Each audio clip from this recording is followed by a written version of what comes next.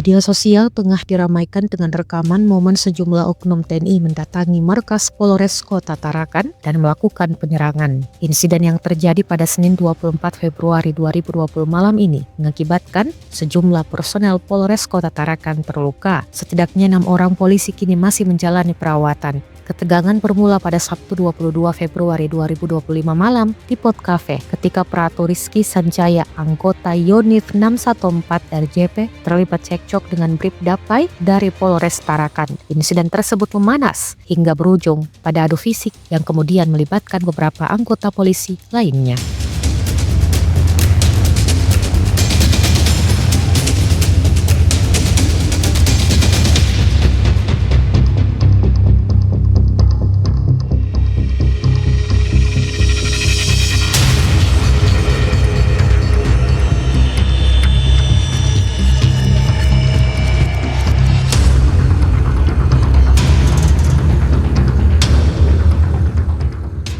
Download Tribun X sekarang, menghadirkan lokal menjadi Indonesia.